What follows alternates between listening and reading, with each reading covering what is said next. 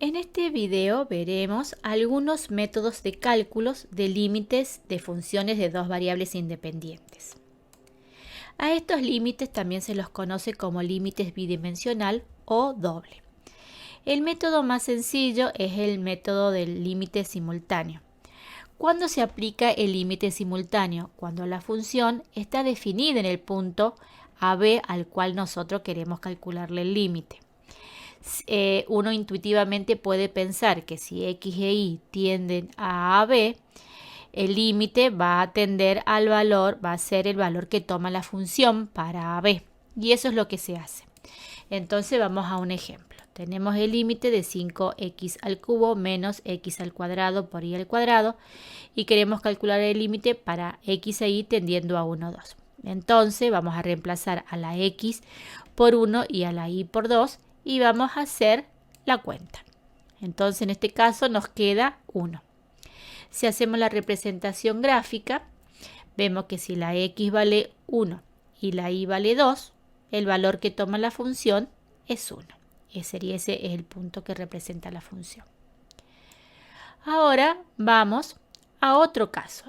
En este ejemplo tenemos el límite para x y tendiendo a 1, 1, cuando la función es la siguiente: x al cuadrado menos y al cuadrado dividido x menos y. Esta función no está definida cuando x e y es 1, 1, porque hay una división por 0.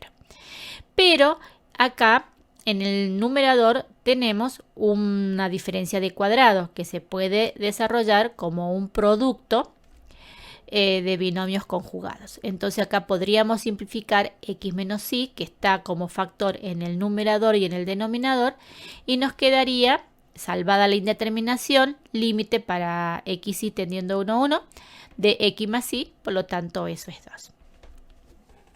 Esta es la representación gráfica en el GeoGebra. Cuando hacemos la representación gráfica nos queda un plano. Pero no nos tenemos que olvidar que todos los puntos donde la x y la y valen lo mismo, es decir, todos los puntos del dominio que están sobre esa recta, no tienen imagen. Por lo tanto, en este plano tenemos que dibujar una recta. Todos los puntos que están sobre esa recta blanca no forman parte de la representación gráfica de la función, porque no está definida la función para esos x e y. Ese es un defecto que tiene el GeoGebra, que si nosotros representamos esta función nos da el plano continuo y eso no es cierto. Entonces hay que tener en cuenta ese detalle. Si en un límite no se puede aplicar el límite simultáneo o no se puede salvar la indeterminación, el paso siguiente es calcular los límites reiterados o sucesivos. Estos son dos límites que se calculan juntos.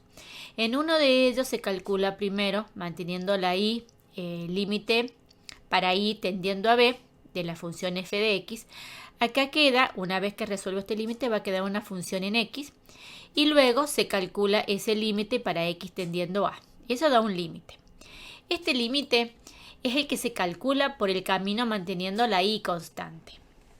Y el otro límite reiterado es el siguiente. Primero se calcula el límite para x tendiendo a de la función. Nos queda una función en y a esa función se le calcula el límite para y tendiendo a b. Y se obtiene un límite, ¿sí? Este límite es el que se calcula por el camino manteniendo la x constante.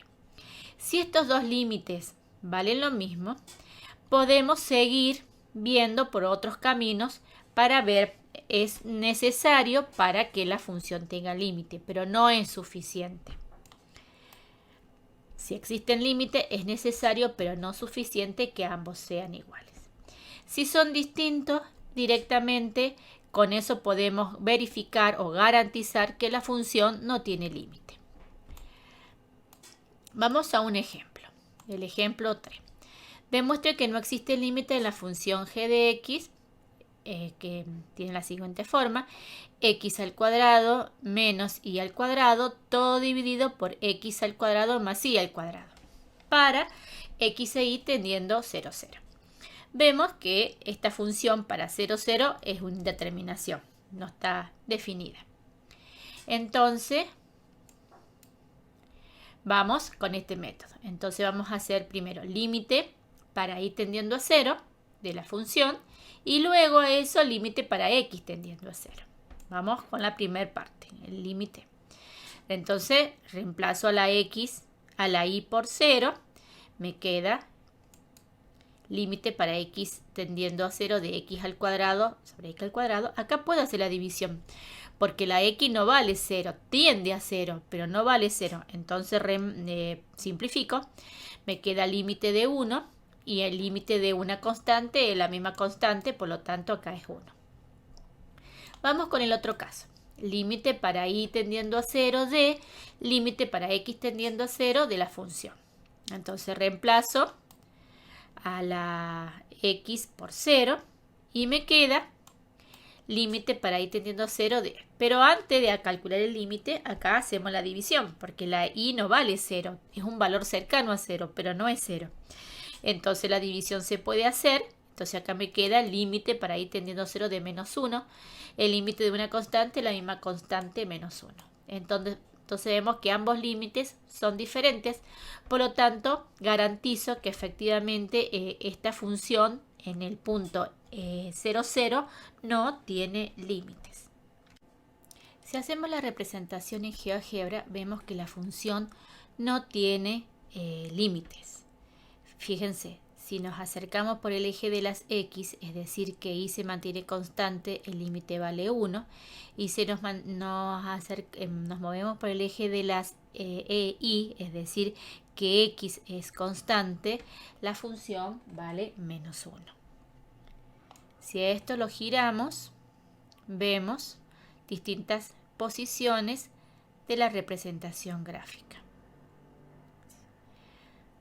Allí vemos claramente que tiende a 1 y allí vemos que claramente la función tiende en un caso a 1 y otro a menos 1.